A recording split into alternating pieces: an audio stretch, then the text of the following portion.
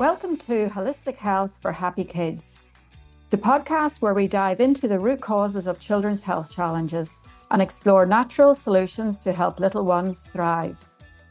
I'm Lisa, a passionate pediatric naturopath and mum of 3, dedicated to empowering parents with practical tips and expert insights to raise healthy, happy kids. Each episode will unpack common childhood health concerns like allergies, eczema, fussy eating, and gut health, and share evidence-based advice to support your child's wellness naturally. Let's create a generation of thriving children, one holistic step at a time.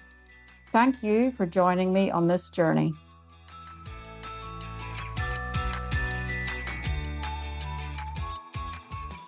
Hello and welcome to another episode of Holistic Health for Happy Kids. And today I'm joined by Rita, who is a wonderful holistic speech pathologist. So hello, Rita, and thank you for joining us today. Thank you, Lisa. I'm really glad to be here today. So I first came across Rita at the Mind Forum this year, and she gave a presentation on communication. And it blew my mind. She was like the best communicator I've ever seen in my life. So, Rita, tell me a little bit about yourself and how did you become a speech pathologist? So I've been practicing speech pathology for close to 16 years. I like to say over 15 years. I'm a mother to 3 daughters. And my love of speech pathology started way back when my 2 siblings, my 2 younger siblings, needed speech pathology. I've always had the inkling to help someone, but I really hated the idea of being a teacher. I just couldn't fathom teaching 30 children and with different personalities. It just was overwhelming. But there was one speech pathologist that was supporting my brother who has a lateral lisp, and just her maneuvering different techniques and strategies. I found that so fascinating. And fast forward, I studied it at university, and then fast forward when I'm looking for a job, the person who treated my younger brother became my first ever boss. And Wow. I just thought it was such a beautiful 360 moment, and it felt quite aligned to what I wanted to become. And yeah, so over the years of practicing, you see certain things and you're like, I do want to go down the early intervention path, because a lot of the misconception is that we can fix a child, and it's not necessarily about fixing their disorder, but really understanding why it's happening and empowering parents to know what to do in those moments to help their child out. And I think one of the most powerful lessons when my own children needed intervention, it didn't follow a typical cookie cutter approach. I had to definitely explore a naturopath and chiropractic care, which made me think, oh, this makes sense to me as a mother. Maybe I need to investigate this with a lot of clients, and particularly with the surge of complexities coming through now. We need to have a holistic team approach always, not just not one discipline anymore. Yeah. Yeah, 100%. And so you're also an orofacial myologist. I Yeah. always struggle with that word, but was there a particular child or a particular Mm. situation that led you down that path? Yeah, so all I have 3 daughters. Sophia's 12, Maria's 11, and Tanya's 10. They were all born with a tongue tie. Now, as a young mum, you have such a gorgeous milk supply, and you didn't want it to go to waste. So I thought, okay, what's going on? And so I remember as a speechy, a tongue tie limits a swallow or reduces a swallow. I encouraged the medical staff to snip it. So they all got released. But then little did I know the impact of that as we had onto their chewing and their swallowing. They all then developed a tongue thrust. Well, not all, 2 of them developed a tongue thrust. And fast forward a few years, started to investigate orthodontics. We pay the big fees needed for palates, not palates, Palate expander? yeah, the palate expander. That's right, the palate expander. And can I just say, as a speech pathologist, we're not taught this at university. So we have a very bare minimum insight into orofacial development. We have the basics, but not the complexities that follow it to the depths of needing the expanders and so forth. And there was this one moment the orthodontist said to me, I said, look, given that my daughter has a tongue thrust, we know that she will relapse. So what's the point of even having it expanded now if her tongue's going to be moving the same way? Who do I see? And she looked at me and said, I don't know, you're the speech pathologist. You should know. And I was taken back by that comment. Like, you don't treat me like a speech pathologist here. Treat me like a mother. Yeah, a mother. And I was bitter, Lisa. I was really bitter. Like, you don't talk to help anyone that way. And so I asked my team, what do I do? They said, oh, look, you need to look into orofacial myology. I'm like, what's that? I've never heard of this before. Is it like a woohoo industry? Like, I had no insight into this. And they said, no, no, you can travel to Bondi for a consultation with an orofacial myologist. Now, for context, I live in southwest Sydney, and the idea of traveling to eastern suburbs for a therapy appointment, it would consume my whole day pretty Yeah. much. And I said to my husband, you know what? Let me just look into this. And I thought, okay. I looked into it, and the more that it's like when the algorithm, the more that you talk, it pops up on your feed. And there were courses happening that I just didn't know about. And I contacted, what was her name? I can't remember their name, Carla and another amazing clinician. They had a course in the school holidays. It aligned with my husband being home. I said, why don't I just become an orofacial myologist? And Lisa, that course changed everything that I have known to understanding articulation, speech impairments, chewing, the importance of baby led weaning, drinking from a cup, all of the things that we do as mothers to limit the stress and to limit the mess had such a consequence, had such a rippling effect on our kids and our jaw development and their tongue positioning. And it made me question, how many children have I treated and I've never identified these things, particularly with the rising rate of ADHD.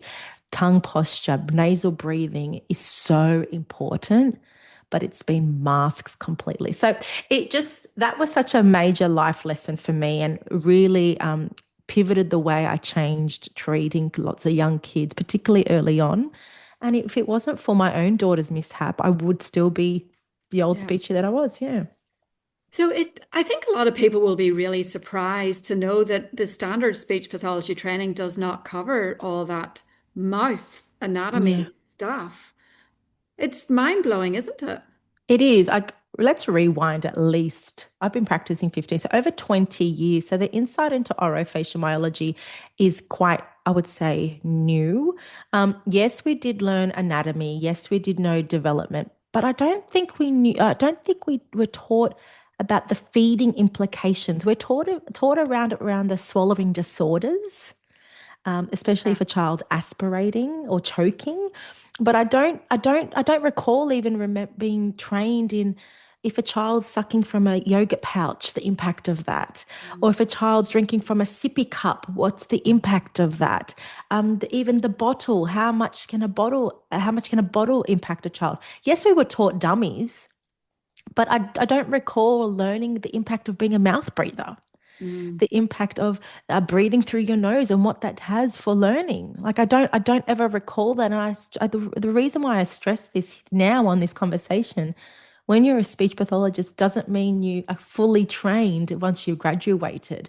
If you're interested in learning more, please seek extra professional development and research, because the world is so amazing, and we're helping our kids become better learners and better thrivers as well. Well, it's the same with naturopathy. I mean, we cover about 6 hours of pediatric naturopathy in a 4-year degree, and then that's it. So if you want to actually work with children, there's a heck of a lot of more study and research you need to do to actually be competent in that. We refer so many of our kids to Airway dentists near Mm, us.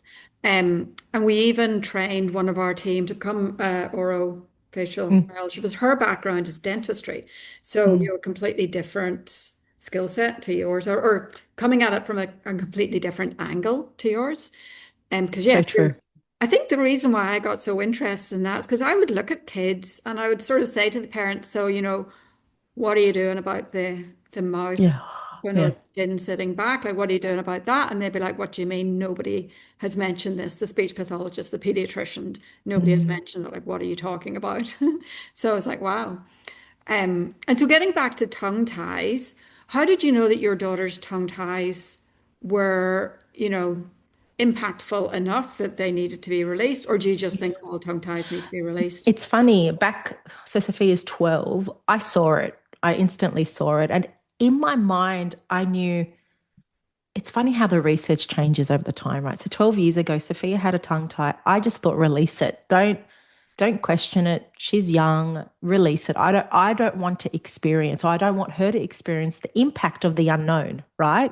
So just release it. So she was released, Maria was released, but Antonia, my youngest, when she was breastfeeding, she had such a struggle with swallowing, and she would get so tired that she never got the fatty bit of the milk, and she was losing weight a lot. She wasn't gaining any weight. And so I would have to feed her via the breast first, then pump out the remaining milk and give it to her as a bottle because it had a reduced suck. Yeah. Yeah. And once I figured that out, I thought, okay, I have to present this data to the medical team who were really hesitant to release it. Right. Let's fast forward since Sophia, 4 years since then, they were pro release.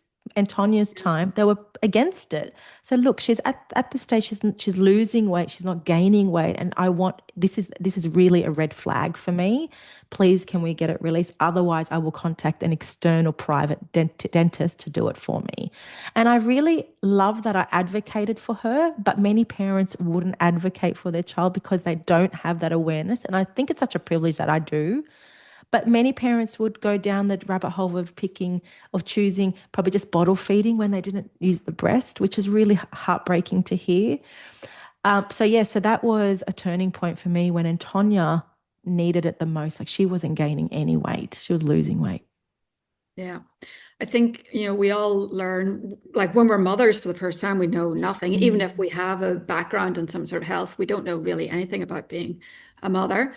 And when I had my first child, who's now 18, I was still working in like the big food industry, and she would take an hour to feed. She didn't really put on weight. She vomited massively after So looking back, it's pretty clear that there was something going on in Yeah. her mouth, but I had no idea. No She was my idea. first baby. I just thought, yes, all children vomit up all their food all the time. It became your normal. Yeah, it's just, and that's just what it was. And then so after children or babies get their tongue ties released, is that where the oral myofascial therapy comes in as well? Look, at the time, I didn't do any orofacial myology from that. I just carried on as per usual. But with treatment, and from what I do learn now, you need to teach your child to retrain their new tongue behaviors and new tongue patterns, swallowing patterns, to help them breathe better, and to swallow better. And with my daughter, which currently I'm doing, is teaching her tongue posture to the roof of her mouth. She collapses her tongue quite a bit, and sometimes when she swallows, she pushes her tongue against her teeth, and it's prominent how jaw structure is right now. So yes, we're working on getting a palate expander, and yes, we'll be working on her orthodontics. But if you don't teach the tongue, which is quite a strong muscle, to sit in the right position and to swallow in a different way, it is likely there will be a relapse with their teeth, and all that money you spent on the dentition work may have some sort of regression. And that's sort of where, feeding comes into it as well, like when you Yes. off to solids. Because if you think about that tongue not being in the right position, then you can't chew meat. So, And what happens though, Lisa, sorry to interrupt you, because if children don't eat chewy food like meat, they then become resistant. And then resistance comes fussy behaviors. And because fussy behaviors, then they develop a food preference. And then over time, I would start to think, why are my clients having a food colored texture preference? It wasn't an yes, autistic kids do have that, but it wasn't that in some clients' cases. How did even my daughter only want to have plain pasta, cheese, and chicken nuggets? yeah. Yeah. And yeah, she couldn't chew. She had it when she was younger, but as mothers, we give them a grazing board diet. right? Everything's cut into pieces, so it's very limited chews. It's beautiful, nourished meals, but the amount she chewed wasn't enough to build the strength in her jaw and and to support her tongue posture. So if I were to go back to being a mum 12 years ago, I wouldn't be cutting the foods as often as I did just then. I would be allowing my children to eat yogurt from a tub instead of having it from a sucky pouch, a yogurt pouch. I would encourage drinking from a cup more than drinking from a sippy cup, because the impact of that on their tongue and the resistance of their jaw and the muscles in their mouth are significant. And I actually wonder, would we be paying the orthodontic fees now than if I didn't implement that? And that's what people will often say things, oh, well, we didn't have any of these problems when I was a child. Well, yes, we probably didn't because there were Mm. no pouches. No, Well, I'm we talking weren't rushing. about We weren't rushing. there was no pouches, there was no chicken nuggets or kind of that food that just Processed. breaks Yeah. down in your mouth. Um, there was no sippy cups because Mm, plastic is, a reasonably recent invention. So yes, this problem didn't exist 50 or 60 years ago because we lived a completely different mm. life. And it's a vicious cycle because if your child's not eating the meat because they can't chew it, then they become low in B vitamins, so their muscle strength isn't as good. So it all just Ripple effect. ripple effect. And if you really even understand the why, we're working around the clock always. And parents are rushing. So we go with things that are convenient. And I take my hat off for families who are trying to manage it all, because they're doing things that will make their life easier, but also have their child's needs met. And alongside keeping it nice and clean, because we don't want to keep cleaning up the mess. But if we were to have, I always say to families, you have to choose your hard.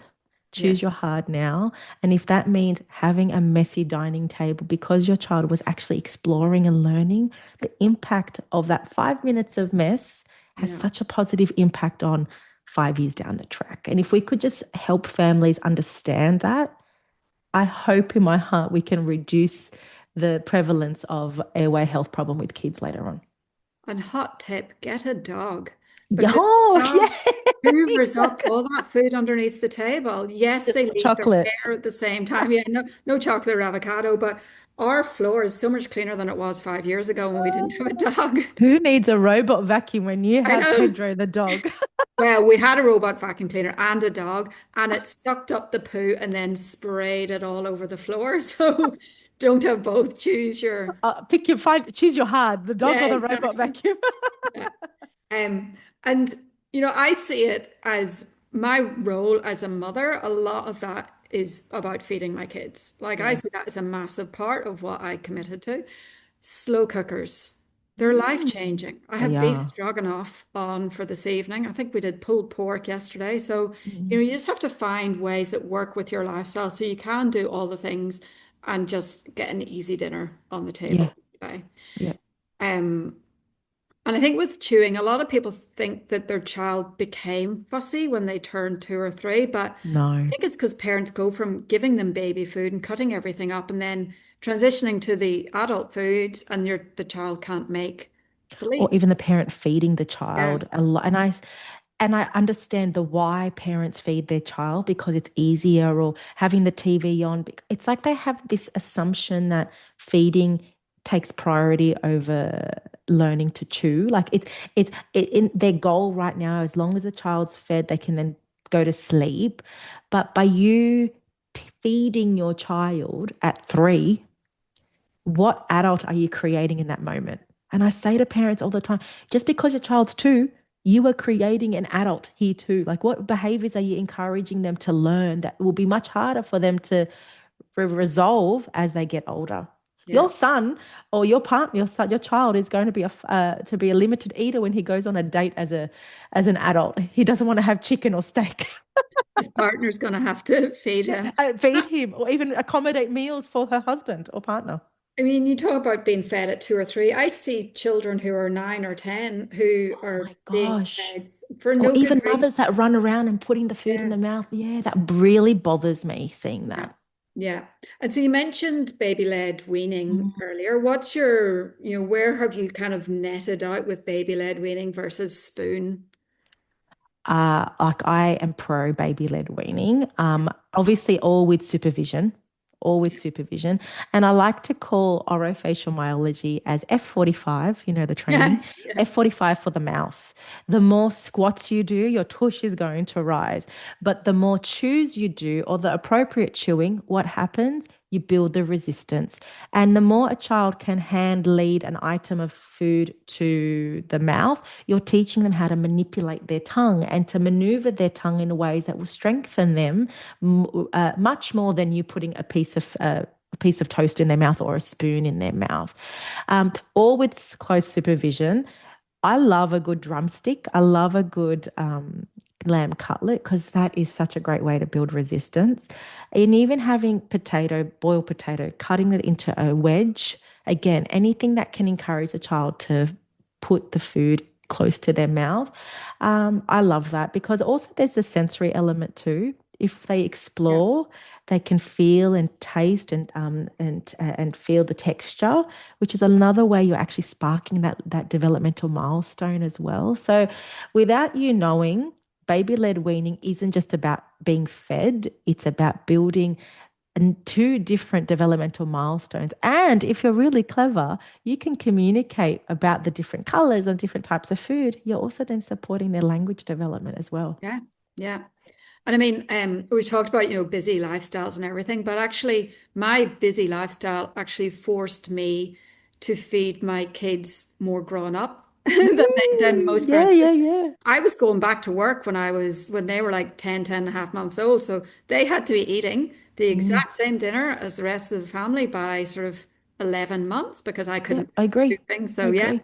we Yeah. were, and I'm not, I think it's good to have a combination, but you definitely see people getting stuck on puree stages and just not knowing that that's a very, very brief window I of think a big, I think this is this beautiful conversation, not to say you need to do, but more pick your battles yeah. with what you can do consistently versus when you need to sacrifice that consistency. Like when my daughter was 9 months or 10 months, I can't remember, we took her to Hawaii. And do I want her eating plain food? No. Do I want her to be eating this packaged processed stuff? Absolutely not. So on the plane, I then used the pouched food to help her. So I didn't kick myself or beat myself up for making a bad choice, but I just knew it was a temporary decision. And I know that consistently I feed her other meals too. So it's about having that awareness of what do you do consistently, like with screen time. Don't Mm. beat yourself up if your child's in front of a screen. Is it 90% of the time or is it 10% of the time? And sometimes kids need a bit of that reality, like with all their friends are doing. So 10% isn't harmful versus 90%. For sure. Um, and so do you, with like oral motor issues and feeding, do you think that is sometimes misidentified as a sensory Yeah. problem? And this is why I love the Mind Forum. It's about meeting with different allied health professionals and coming together. I don't know what occupational therapists know, nor do I know what you know, Lisa, as a naturopath, but it is my duty to know what the red flags are and then refer on. And I think if we have that open discussion that I don't know what it is, parent, you need to consult with Lisa, who's really well equipped and trained to help me to help your child, we will ultimately have a long-term impact, a positive long-term impact. And I think even the therapy would be much shorter if you really think about it. Absolutely. And I think that's the thing. It's, if a parent, a lot of practitioners or medical professionals will just say there is no other avenues to explore rather than saying, I don't know. I'm not an expert in that area, but I know somebody who is, and then referring you on. I think Yeah. it's very easy for, pediatricians or whatever say, no, there's nothing else. That's it. There is always something else. Can I just say there's always more information that you can learn to empower your child. Yeah. And when it comes to speech delay and like speech issues, when should parents, just wait and see how things go versus when should they actually engage with a speech pathologist? Yeah. two things I'd like to say. Don't wait and see. Always seek advice, because waiting and seeing could actually impact your child much more. Don't compare. Don't compare the market, as I like to also say. Just because child A developed at this rate doesn't mean another child B won't develop at that rate. When we talk, I like to also distinguish between speech and language. Language are the words that we use, of how much we understand them and how much we use them, receptive and expressive. And speech is the sounds that we produce. So if we learn the word cat, cat is made of k-at. Many children, as they're learning new words and learning how to use those words effectively, it's very common for them to mispronounce or to have speech difficulties. Having said that, if a child reaches 3 years of age and they're not using words and sentences, even at 2, if your child's not using short words and sentences and having a large range of speech sounds, go seek support. Let's look into their hearing. How much is their hearing impacting their speech production? And a lot of the time people think, oh, they'll grow out of it, they'll catch up.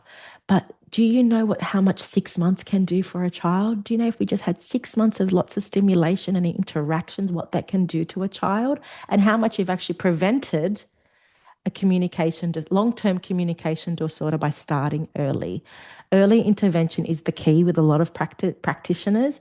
And if we have that awareness, we can start earlier and likely reduce the impact of a child's communication disorder. So what age would people typically come to see you then with their little ones? Yeah, I feel, again, it depends which referral point, but I like around 2 years of age is a nice number. And that's where we want to investigate if there's an underlying diagnosis going on and who we need to refer to for other disciplines. Sometimes children come right before school start, and I think that's slightly a bit late. But now I think also with the trajectory of NDIS, a lot of clients are coming in earlier, between the ages of 2 and 3. I recently did a talk at a childcare centre. So it's also educating and empowering people who are in the child's dynamic to know what's a red flag versus what's not a red flag. And I think a big red flag is your child responding to their name? Is your child using words and sentences? Is your child telling you by their body, through their pointing, what they want? And if we were to step back, if you were to stop parenting or helicoptering your child for a moment, how can they get their needs and wants met independently? And if they're always relying on you, is that a communication problem, or is that we need to look into that differently for you? So I imagine then in a session for you, it's a lot about working with a child, but probably just as much about educating the parent. It's all about the parent. I would say, this is why I love home-based treatment, because I enter the child's world, enter to see what the dynamic is like. And I watch the parents always. When the child wants water, the child didn't even ask the mother for water. She just goes and gives him the cup and puts it towards his mouth. I'm like, but did he ask for it? Did you give him an opportunity to say? Even when a child wants the yogurt opened, without even talking, she opens it. I'm like, but he didn't ask, so why do it? You've actually hindered that moment of connection and communication because he never said it. Yeah. And so let's talk about sleep. Obviously, you've mentioned mouth breathing and sleep. So what are the signs at nighttime that you would think a child needs to see an OMT or a speech pathologist? Yeah. Mouth breathing is a big one. Snoring is not normal. I would love to stress that. Snoring is not normal. Just because your husband snores or your grandfather snores does not mean your child can snore. It's not hereditary. But so it can be hereditary, sorry, but we know that snoring is not normal, and we need to further investigate that by looking into their mouth. Do they present with a narrow, high arch palate? Is there enough space for their tongue to have the appropriate posture to help support nasal breathing? Or even is your mouth really small and overcrowded? We need to look into possibly they're getting their an ENT consultation. Do we need to look into removing their adenoids and tonsils? And it's beyond my expertise, but I know when we need to refer on. And then we wait and we see what's the impact of removing a child's adenoids and tonsils, and closely monitor the progress with that. Yeah. you're probably like me now, and you just everybody you meet or every child you see, you're kind Oh, of looking at their mouth. don't invite me out for dinner, Lisa. I'm not watching you. I'm watching your mouth. It's Or even when you chew too much. Oh, what's going on there? um, so what about like ADHD and the Yeah. relationship to that? What's your view Yeah. on that? This is a personal and professional view. I think the more children hit the year 3, hit the year 2 mark, when the teacher raises concerns about their child's attention and learning, I'm like, okay, but how's their sleeping? I always ask what's their sleeping like. Have you looked into their airway health? Because if a child's not sleeping right, they're not getting enough oxygen to their brain, they're not having the full sleep cycle. And what happens in their day? They're tired, they're erratic, they're overwhelmed, they can't learn, they're dysregulated. So let's go to the root cause of the problem rather than medicating immediately and addressing, diagnosing that. And again, I say this all the time. I'm not here to dismiss a diagnosis, not at all. A diagnosis can support children in many, many different ways, but don't make that the first point of call if you haven't outruled other challenges, because airway health is so important. A child breathing better helps them learn better. A child learning better helps them regulate better and ultimately participate better and build a fruitful, healthy life. And I say this a lot. Imagine them as an adult trying to learn to sleep. They may have may have consequences of experiencing obesity, diabetes, all of those health impacts because they're not sleeping right. Yeah. I recently met a man who was about 40 and he had bad sleep apnea. So he was having the full surgery, like to restructure his Oh, mouth, which was like a major, major impact for, like, trauma. yeah, best to fix it early rather than wait till you're 40 and have to Hmm. go through that. And Hmm. so if a child sleeps with their mouth closed, Hmm. can you just tick that box and everything is fine? Or if you're No. suspicious for other reasons, yeah. Yeah, yeah. I think mouth, because a lot of parents are like, yeah, he closes his mouth. I'm like, okay, let's look at the roof of the mouth. Are they able to put their tongue up there and breathe through their nose? Are they able to chew enough? Are they able to produce lots of sounds clearly? So yes, it's a red flag with a child mouth breathing, but just to make sure, let's look into the other areas. Yeah. Tongue posture is a big one, big one. And I think when you look at the facial profile of a child, facial profile of a child, do they have the dark circles under their eyes? Does it look quite droopy? The tongue is such a heavy muscle, and we underestimate what that has on a face. Everything looks a bit elongated. Their chin looks a bit narrow. And sometimes I always say to we say for young women, do you want Botox for your face without paying the cost? Put your tongue up to the right spot and watch everything um, elevate, because your whole life you've been having a heavy weight, dropping everything down. Yeah, it's so interesting when you learn about the normal tongue posture because even just talking to you, I'm constantly it's like Mm. playing with my tongue. Where's my tongue now? Where is It was it? just even now when I don't, it's really hard to put it back up there and keep it there consistently. But I'm Mm. grateful that I get to do it in my job every day. So, but imagine people that don't. So you mentioned going into people's home. Do you also do telehealth, or is that just not possible for? I don't think it's possible when I'm working with kids. Yeah, I love having it with adults, but there's nothing more powerful than having a face-to-face connection with someone and to actually see what their dynamic is like, how they interact at home. I really love to understand what's the family's normal. I don't like parents to feel like they have to change their routine and change their dynamic because I'm telling them to do. I don't want them to feel like there's another thing for them to do. But if I can help them understand their dynamic and the impact of their dynamic, which is influencing their child's difficulties, let's start off with that. And then we can slowly change little yeah. things.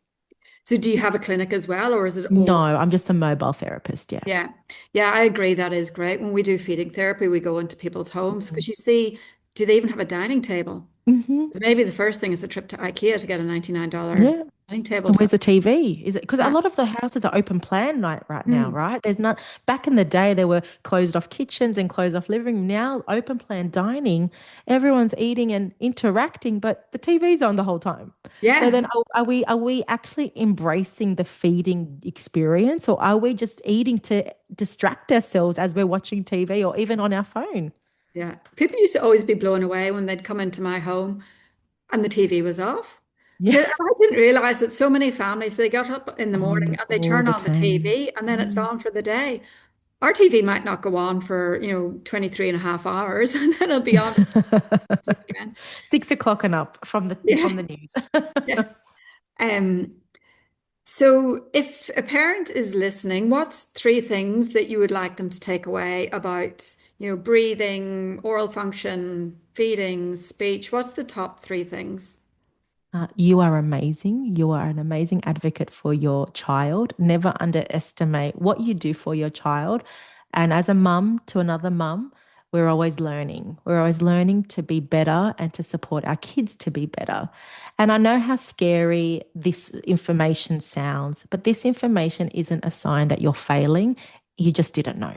You just didn't know. And as I've said throughout this conversation, it's been a privilege to have this knowledge myself, and I even struggled with my own children.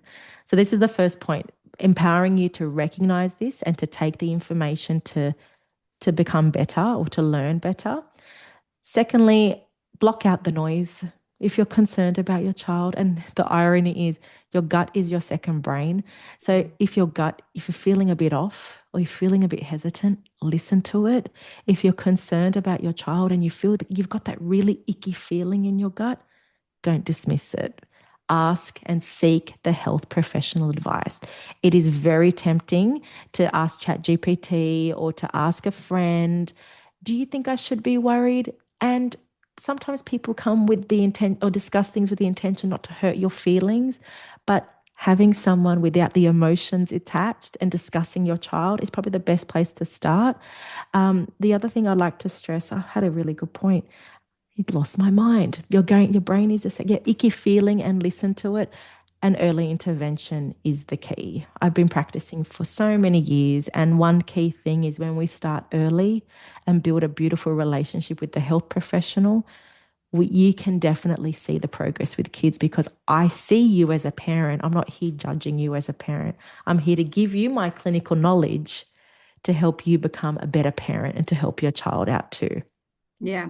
And ultimately, you'll get to a better place quicker the Yeah. earlier you start. Yep, 100%. My And also middle listen to the podcast. Look, I've got a podcast I forgot to mention. It's called Wine with Rita. I have lots of health professionals on there. So if you, or any from families who have lived experience, the repeated message is find your village, find the people that understand you, listen to the health professionals, and then commence treatment. I love that name, Wine with Rita. Yeah. It's so cute. Thank you. My name growing up was Wishy because my mom was Oh, named Wine with Lisa. Rita and Wishy. Yeah, Wishy, Wishy-washy was the long form, but generally speaking, it was just Wishy because my brother couldn't say Lisa. Oh, My, cute. because my dad was English and we grew up in Northern Ireland, so I had a Northern Irish accent. Mhm. And I think my dad took me to speech therapy because he didn't like my accent. So he saw that as a problem that I actually had a Northern Irish accent, but I don't know. It's And how, environmental influence. yeah, how else can people work with you? You can contact me on my Instagram on Wine with Weeda podcast or RS Speech Pathology. In a few weeks or months, I'll be releasing a 6 week early intervention program with other family members where you will learn really useful strategies that you can implement with your child. You will meet with me every week as well, and you'll meet with other families too. So you could be celebrated, informed, and build that beautiful community because having a child with a communication disorder can be quite isolating, or any child with a disability can be really isolating. And we want to reduce the stigma with that and to empower parents to know that they just belong like anyone else. That's so awesome because I know where I am in the LOR, wait lists are huge for Huge. everything. Yeah. So people just Mm. get stuck. They know there's an issue, they need to address it. It's going to be a year until they can address At it. least. Yeah. So assuming whenever you launch this, I assume people can, Yeah. sign up and They get can support. pay, they can sign up for a 6 week program. I think I have to ask my assistant, but I think it's about 10 families per block. Yeah, So the fact that you're just in a 6 week block, you have really useful information. You meet with me too. You don't have to wait. You've got other family members. It's such a nice way to kickstart your intervention journey as you wait for one-on-one services with another practitioner. and with the changes to the NDIS as well, Yes, obviously it's going to be it's even more it's more needed. hard to access, and it's just going to add too many emotions. That's what I wanted to also say when you asked for the top three. Communication disorders, I feel, have this perception that it's a hidden disability. We feel great empathy when we see a child in a wheelchair or we see a child struggling to walk. It's like our emotions are ignited to feel sad or to feel help. We want to be want to help that family out. But when a child doesn't talk, we just let it go. We dismiss it because we can't see the physical implications. I can't stress enough, and I'm hoping this episode really resonates this. The earlier we start, we reduce the stigma and the significant impact of a communication disorder. It will change a child's life. Being able to communicate is powerful. And by us not addressing it, we are actually diminishing a child's right to communicate. Absolutely. And it's about communication, right? Like, Yeah. so like, correct me if I'm wrong, but it's more than speech. It's about communication. 100%. Yeah. Yeah. You build relationships, understanding social skills, knowing how to understand questions, answering questions, building friendships, knowing how to express your feelings and what your needs and wants are. It's more than just a word. And Yeah. for some children, they really struggle to communicate verbally, but that doesn't mean they're not communicating. We have to understand their way of communicating. I think what I love about you is you're just such a wonderful communicator. Oh, thank Just you. it's just so cohesive that you're teaching, kids how to, or helping kids to communicate better, but you're brilliant at it. I just love talking so much. It's a good start, isn't It's a it? good start. I love sharing and I love knowing about your story. Tell me more. Like I'm not here to investigate you. I'm actually interested to know like how can I learn off you? Like it's so powerful. So Yeah. powerful. But thank you. I appreciate the compliment. Well, thank you so much. And I think your talk is probably available to view on the Mind I Forum. heard. Yes, I haven't watched it. I don't want to have that cringe moment. Did you feel that, Lisa, when you would rewatch yourself? Like, oh, I I feel wouldn't icky. rewatch it, so Oh, I but I don't won't know. rewatch it. But your talk was amazing. I was like, oh my goodness, I love that she's in Sydney. I can refer to her. Yeah, yeah. Well, we work just via telehealth. Other than feeding therapy, we do everything via Oh, telehealth. that's awesome. But thank you so much for making the time to join me today. And yeah, any questions, we'll pop all your details below so people can get in touch with you directly. Thank you for having me. Have a lovely day.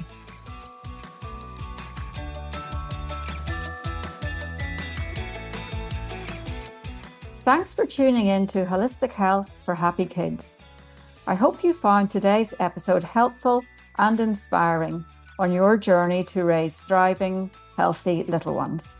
Remember, small, consistent changes can lead to big transformations. If you enjoyed this episode, please subscribe, leave a review, and share it with other parents who might benefit. You can also follow me on Instagram and Facebook at The Pediatric Naturopath for more tips, tools, and inspiration. If you've got a question or a topic you'd love to hear about, please send me a message.